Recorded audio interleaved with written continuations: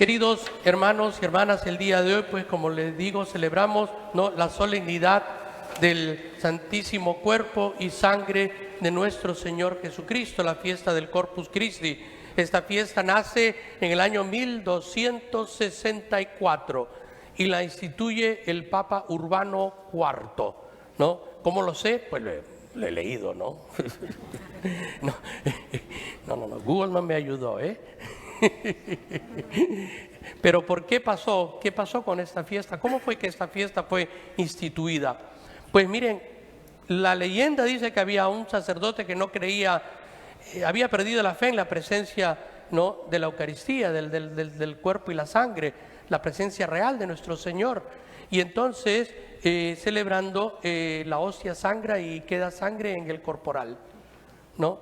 Entonces el Papa Urbano IV quiere ver este milagro eucarístico, y cuando ve el milagro eucarístico y lo comprueba, ¿no?, él pues cree e instituye en esta fiesta para preservar, ¿no?, lo más importante de nuestra fe, que cada vez que celebramos, ¿no?, una Eucaristía, el Señor se hace presente en el altar, ¿no? El pan y el vino son transformados en el cuerpo y la sangre de nuestro Señor Jesucristo. Y esto no lo podemos olvidar, porque no es como que, como que significa, no, es la presencia.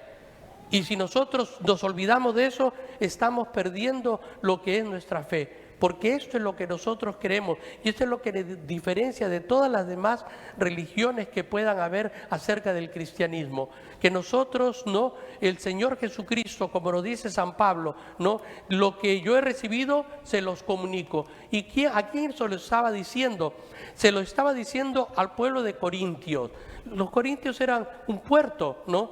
Y en el puerto pues había mucha gente pobre y mucha gente rica, ¿eh? Y entonces cuando iban a hacer la comunión, no es como la Eucaristía que conocemos el día de hoy.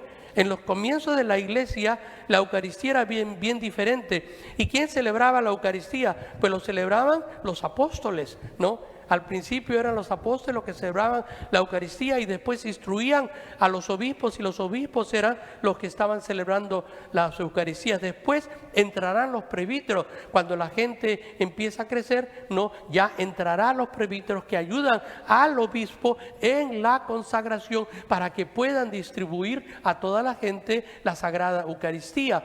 Pero, ¿qué es lo que acontecía en este pueblo de Corintio?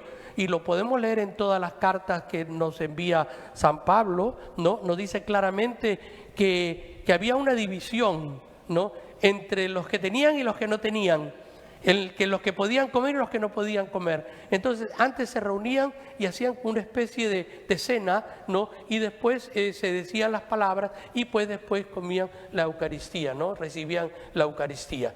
Entonces claramente nos dice San Pablo que lo que él ha recibido, lo ha recibido de Jesucristo. ¿Por qué? Recuerden que San Pablo no vio a Jesucristo nunca en su ministerio. San Pablo recibe la revelación del Señor, ¿no?, cuando él se iba de Jerusalén a Damasco persiguiendo, ¿no?, a los nuevos católicos. Y entonces el Señor lo detiene ahí: ¿por qué me persigues? Y entonces empieza el ministerio de San Pablo, y claramente él repite lo que les ha dado los apóstoles, ¿no?, que la noche en que el Señor iba a ser entregado, tomó el pan.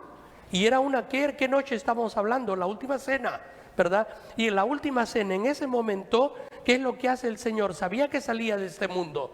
Y como sabía que salía de este mundo, Él se desbordó de amor. Algo que nosotros hasta ahora no podemos comprender, porque solo Dios puede tener este plan. Y Él dijo: me voy, pero no me voy. Me voy, pero no los dejo huérfanos. Les doy lo más importante que les puedo dar, que es mi cuerpo y es mi sangre, ¿no? Y entonces en ese momento Él instituye el sacramento de Eucaristía. Tomen este pan, es mi cuerpo. Y tomen después, ¿no? Y se lo hizo en una cena de la cena de la celebración judía, del Passover, el paso del Señor que se instituyó, y lo sabemos desde el comienzo, cuando el Señor libró a su pueblo judío y en los dinteles marcaron con la sangre del Cordero, ¿no? Y todos los que estaban marcados con la sangre del Cordero, pues al paso del ángel, ¿no? Pasaba, porque entonces tenían, como hizo un waiver, ¿no? Aquí no entres, ¿no? Pero si no tenían en los dinteles, ¿no?, la sangre del Cordero, ¿qué pasaba? Que el primogénito moría, ¿verdad? Entonces así se liberó el pueblo judío. Entonces aquí ellos estaban celebrando. Recuerden, Jesús era judío, nunca nos olvidemos de eso, ¿eh? Entonces ellos estaban celebrando esta cena, pero Jesús cambia esta cena pascual en la Eucaristía, ¿no? Y cuando Él levanta la copa y le dice: tomen este vino que es mi sangre, que será derramada para el perdón de los pecados. Entonces en este momento, ¿no?, ya instituyó mi cuerpo, mi sangre, y se voltea a los discípulos y ¿qué les dice? Hagan esto en memoria mía. Entonces en este momento, ¿qué instituye? El sacramento de las órdenes sagradas, para que se perenice, ¿no?, este ritual que transforma el cuerpo, el pan y el vino en el cuerpo y la sangre de nuestro Señor Jesucristo, que nos permita a nosotros ¿qué? Tener la promesa de Cristo, que es lo que nos dijo durante el tiempo que estaba con nosotros: el que come de mi cuerpo y bebe de mi sangre tiene vida eterna, porque yo tengo vida y la puedo transmitir, ¿no? Y entonces esto es lo más importante, que el Señor mismo instituyó la Eucaristía. No fue inventada por nadie. El Señor mismo, la noche en que partía de este mundo, porque ya sabía que no se volvería a reunir con los apóstoles, dejó la Eucaristía y el sacramento de las órdenes sagradas para que se perenice Ahora, cada vez que nosotros celebramos, y eso lo tenemos que tener muy consciente, nos unimos a este momento en el tiempo y en la historia en que el Señor Jesucristo sacrificó su vida por nosotros en la cruz y resucitó para poder justificarnos, para que nosotros entremos al cielo. Es decir, no estamos crucificando cada vez que hacemos la Eucaristía, ¿no?, al Señor, no, estamos uniéndonos a ese momento en el tiempo, y estamos entonces celebrando ese mismo momento en que el Señor se entrega por nosotros y nos salva. ¿Por qué nos salva? Porque ahora podemos ir al Señor a pedirle perdón por nuestros pecados, no por los méritos que tengamos, sino porque el Señor derramó su sangre en esa cruz para que nosotros podamos tener vida. En la lectura del Evangelio del día de hoy, ¿no?, es importante lo que acontece aquí. ¿Por qué? Porque es una prefiguración de lo que va a pasar en la Eucaristía. Pero acá hay una cosa importante, ¿no?, que el Señor dice, ¿no?, primero, esta gente está con hambre. Señor, estamos en el desierto. Despáchenlos, que se vayan. No podemos atender. ¿Qué le dice el Señor? Denles de comer. ¿Ok? Denles de comer. No le dice, no. Sáquenlo, no. Denles de comer ustedes. Pero Señor, tenemos ¿cuántos panes? Tenemos 5 panes y 2 peces. Yo a veces pongo 5 peces y 2 panes, ¿eh? Parece que soy medio carnívoro. Por eso quiero asegurarme de no cambiar las escrituras, ¿ok? Y entonces, ¿qué es lo que pasa aquí?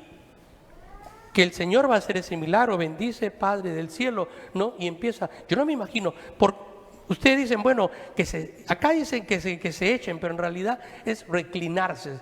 El sentido es reclinarse. ¿Por qué? Porque reclinarse, sentarse. Se sientan las familias, ¿no? Ahora no sabemos cuántos pueden ser, si nosotros decimos, si está con la esposa, si está con los hijos, son más de 100, porque acá solo nombra 5,000 hombres. Pero el verbo no es echarse, sino reclinarse. Porque recuerden, judíos, ellos se sentaban y como que se sentaban en una mesa más bajita, ¿verdad? No tenían sillas, ¿eh? Entonces, todos se reclinaron y le dijo a los apóstoles, denle ustedes de comer. Entonces, ¿qué es lo que está pasando aquí? Jesús le está dando, hace la bendición, se lo da a los apóstoles, y los apóstoles son los que tienen que darle a la gente. Y es lo mismo que pasa con el pan del cielo que baja, ¿se lo da a quién? A los sacerdotes, y son los sacerdotes los que tienen que distribuir la Eucaristía. ¿Se dan cuenta de este milagro tan importante, ¿no? Que Jesús nos está diciendo cómo tiene que ser todas las cosas, Y entonces, ¿no? Pero hay dos cosas también importantes, que nosotros tenemos que poner el fruto de nuestro trabajo, ¿Y cuál es el fruto de nuestro trabajo? Que presentamos estas especies del pan y del vino. Este es lo que nosotros hacemos en nuestro ofertorio. Pero también hay una cosa importante que nos olvidamos. Cada vez que nosotros ofrecemos la Santa Eucaristía, también nos ofrecemos nuestro esfuerzo, nuestro trabajo, nuestra dedicación, nuestro amor a Dios. Estamos ofreciendo nuestras angustias y nuestras penas y también nuestras alegrías, porque esa es nuestra vida. Señor, te la ofrezco. Porque hay una cosa que nosotros no podemos olvidarnos, que la Eucaristía para nosotros nos transforma.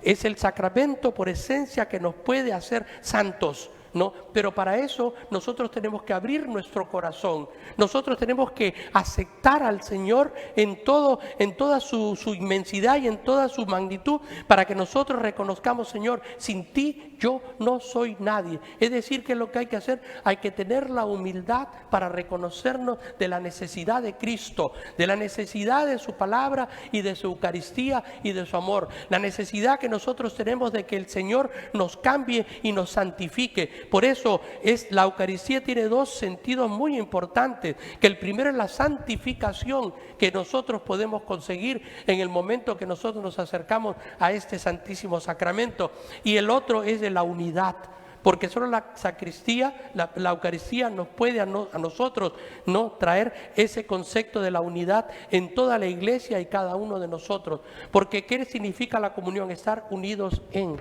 el Señor.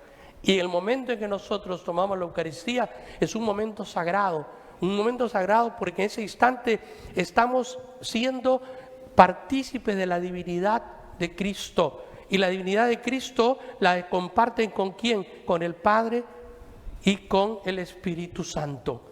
En ese momento participamos de la Divina Trinidad, en comunión con esa Divina Trinidad.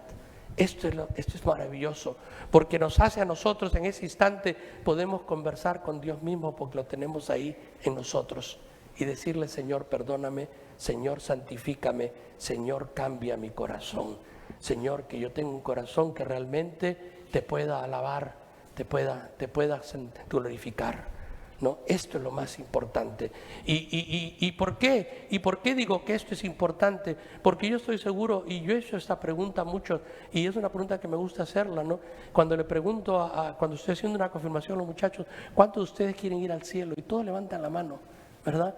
Y cuando le digo: bueno, pues hay que ser santos para ir al cielo, Solo los santos entran en el cielo. Y para eso estamos aquí en la iglesia, para ser santos. Eso no lo podemos olvidar. No podemos olvidarnos nuestro propósito, ¿no?, de que estamos aquí para poder ser santos. ¿Y cómo vamos a ser santos? Con toda la ayuda que podamos recibir. Y la principal ayuda es el Espíritu Santo. Y la principal ayuda es la Eucaristía, que nos santifica, que nos cambia la vida, que nos hace ser seres que podamos no trascender nuestra realidad humana y poder entender las realidades que Dios nos está ofreciendo. Una vida eterna en constante gozo en su presencia. Eso es lo que nosotros tenemos, nos hace a nosotros la Eucaristía entender todo el misterio de lo que el Señor nos está brindando. Por eso, en esta solemnidad del cuerpo y la sangre de nuestro Señor Jesucristo, ¿no?, tenemos que voltear nuestros corazones hacia Dios y a la Eucaristía. Yo, como obispo, estoy ahora participando en el Comité Nacional de la Eucharistic Revival, yo no sé cómo lo traducimos en el español, revivir la Eucaristía, algo de esto, ¿no? Pero, y estoy en el Comité Nacional, en el Comité aquí de la Diócesis, y pues estamos pensando 3 años que nos van a escuchar de la Eucaristía, Van a escuchar mucho de la Eucaristía, van a escuchar de procesiones eucarísticas, de congresos eucarísticos, van a escuchar de charlas de Eucaristía, de ministros que van a venir a predicar la palabra, ¿no?, por todo el territorio americano, porque creemos que la Eucaristía es lo único que puede volver a unir a nuestra iglesia, a revivirla, llegar al fuego primogénito, de entender cuál es la relación que tenemos que tener con Dios. Y esto es pues revivir la Eucaristía en nuestros corazones.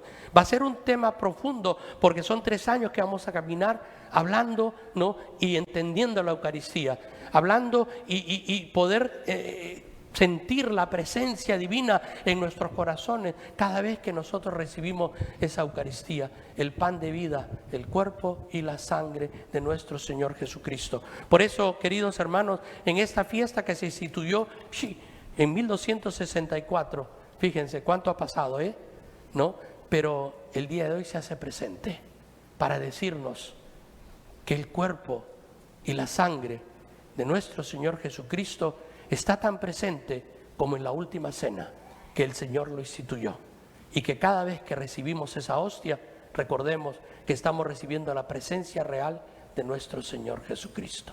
Amén. Amén.